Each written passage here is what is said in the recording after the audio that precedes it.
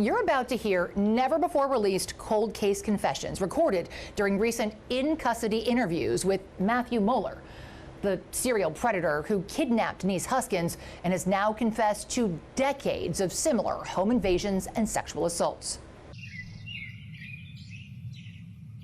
We're back in Tahoe, not far from where this all started. What's it like for you to be in this room this close to where you were held hostage? Yeah. At a law enforcement conference in South Lake Tahoe. It's bittersweet to be able to be here and reclaim this as something positive. Denise Huskins is no longer a name on a case file. She's an expert. This was actually something quite common, too common, the disbelief of victims and survivors. The woman once discredited by authorities is now helping to train them, alongside her now husband, Aaron Quinn, and the two officers who finally believed them. She's dead. Together, this team helped solve at least 4 cold case crimes this year. Crimes that may have been solved a decade ago if only someone had listened sooner. They did not come into your house and kidnap her and take her for ransom. March 2015, intruders did blindfold and drug the couple in their Vallejo home, then kidnapped, raped, and held Denise for ransom while police falsely accused Aaron of killing her. Okay, how do I make it so you look like a monster? Instead of searching for the kidnapper, it is Mr. Quinn and Ms. Huskins that owes this community an apology. When the kidnapper released Denise, police accused the couple of orchestrating a hoax. The members of our community are safe. They weren't. The real tragedy is now we know there's 2 other families that Mueller terrorized and attacked because these investigators had blinders on.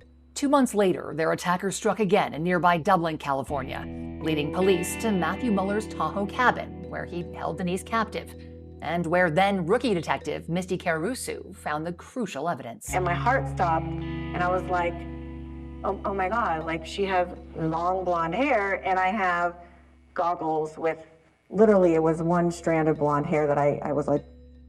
1 month later, Denise and Aaron were finally vindicated. Mueller was sentenced to 40 years in federal prison, but the nightmare wasn't over. At one point, he lay down on the bed next to me and then just started telling me how he... 2015 interrogation recordings revealed Denise warned investigators a decade ago that Mueller told her there were other victims. Like you said, like they've probably done this before. But for 10 years, they couldn't get anyone to investigate.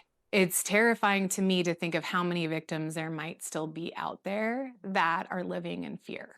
These are horrible, horrible crimes. Then, last year's most-watched Netflix docuseries chronicled Denise and Aaron's American nightmare. And small-town Seaside Police Chief Nick Borges reached out to them on Instagram. Denise was first to respond back to me, and I was shocked that she would even speak to anyone in law enforcement. He organized a law enforcement speaking engagement for Denise, Aaron, and Misty, where they met El Dorado County DA Vern Pearson. What began as a conversation soon became a mission to bring closure to Mueller's other victims. I remember her saying, but we're not law enforcement, what do we do? And that's kind of where I said, well, let me try to help. But he didn't have jurisdiction. Wrote a letter to the U.S. Attorney's Office, never heard back. So, working with Denise, Aaron, and Misty, he wrote directly to Matthew Mueller. What did it feel like for you to have these 2 law enforcement officials listen and believe you? I mean, it meant the world having a chief of police and then a DA with jurisdiction to actually look into something and say, like, we see you, we hear you, we believe you, and we want to fight for you is like, why does it have to be so hard to get that? After 10 years, their persistence finally paid off. For the first time, we're showing you Mueller's cold case confessions from behind bars, limited excerpts to protect victim privacy and ongoing investigations. First, Mueller confessed in a letter to 2 home invasion attempted rapes in Santa Clara County in 2009. Police questioned Mueller at the time, but said they didn't have enough evidence to charge him.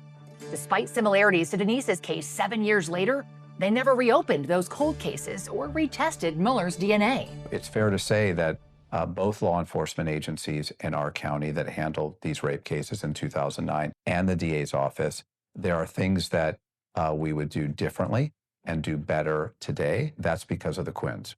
This year, Santa Clara County DA Jeff Rosen reopened the cold cases and finally tested Mueller's DNA, which he acknowledges was justice delayed for the victims and Denise and Aaron. When Mueller was finally sentenced to 2 life terms for those 16-year-old crimes, It came the week of the 10-year anniversary of our kidnapping. So it was very like, wow, like just looking back and all that we had gone through and everything that it took to get to this place. And that was just the beginning. Next, Mueller confessed to an unreported 2015 home invasion robbery in Contra Costa County, just 2 weeks after he released Denise and months before he was arrested. But in order to bring closure to those victims, detectives would have to find them. Chief Borges enlisted DA Pearson, who technically had jurisdiction in Denise's case. She was sexually assaulted in our county. So he got access to Mueller in prison along with the FBI. Tied them up, went to the son's room, woke him up. In recorded confessions, Mueller describes how he convinced the family to keep the crime a secret, threatening his accomplices would find and harm their kids. There's very good reason if they didn't report it. He said he didn't know the family's address. We get him to draw a diagram. So Mueller drew this crude map, but it was a key piece of evidence that led detectives to the victims. There was a ladder, and I threw it into the ravine that was pretty much directly behind their property. Pearson had a hunch. What if that ladder's still there? He credits Contra Costa Sheriff's detectives for hiking into the woods at night based on a hunch from a rural county DA they'd never met.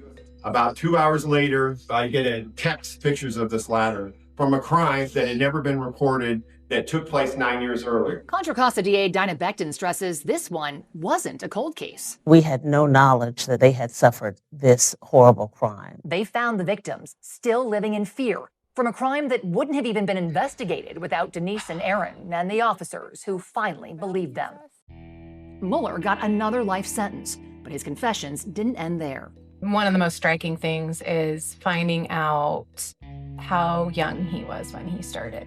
So age 16, attacking a couple. Mueller describes in chilling detail how he ambushed a couple camping in Sacramento County back in 1993 when he was still a teen. I ordered them out of the tent. I told them I had a gun. I believe I tied them both. At the time, police didn't believe the victims. Like Denise and Aaron, they suspected the boyfriend. Through Denise's and Aaron's persistence, we were able to bring justice to other victims. Last month, Sacramento County DA Tin Ho secured a 4th life sentence for Mueller. The culmination of 6 crimes, more than a dozen victims, 32 years of unanswered questions and justice delayed. Cases that could have been solved sooner. Victims who could have been spared. But thanks to Denise and Aaron, they were not forgotten. So it means the world to be invited to come to these things, to have law enforcement care and work with us. Together, they're writing their next chapter, using trauma to teach, turning pain into purpose, proving that when survivors are believed, cold cases don't have to stay cold. Denise and Aaron Quinn are the California District Attorney's Witnesses of the Year, not for what they endured, but for what they made possible.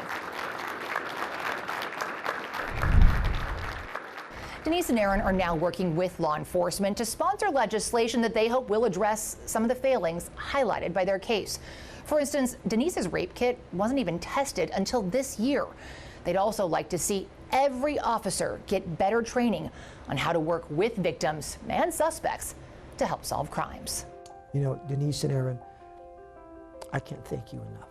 On behalf of the Sacramento victims, we cannot thank you enough. We owe you a debt of gratitude because without your persistence, without your courage, they would have never obtained justice. Denise and Aaron, thank you. Thank you for your persistence. Thank you for your courage.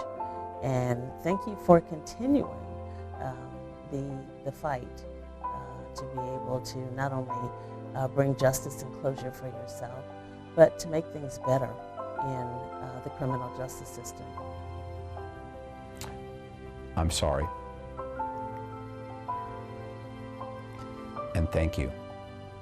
Thank you for not giving up. Thank you for giving law enforcement a second chance. And because you didn't give up, other victims have been saved. I want to thank you for persevering all these years and ensuring the full accountability of Mr. Mueller. It's been my honor and privilege to work with you over the last year and a half during this reinvestigation. I've always known that these two individuals, because of their perseverance, their heart, their character, their passion, that they would help change law enforcement at a national level.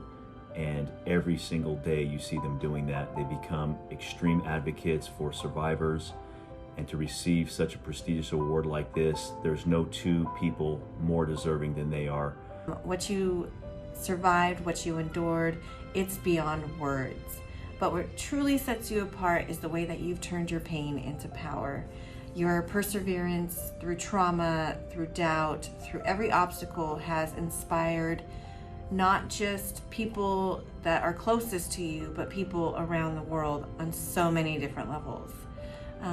Aaron, your unwavering support, Denise, your fierce strength, and together your absolute love, not only for yourselves, each other, your family, but humanity altogether. That love carried you both through the darkest moments and into the light of justice.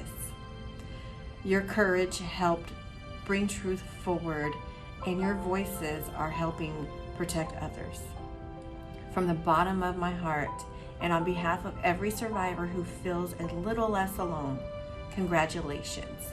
You didn't just survive, you fought back, and we see you, we honor you, we thank you, and we absolutely love you. So cheers and enjoy the moment.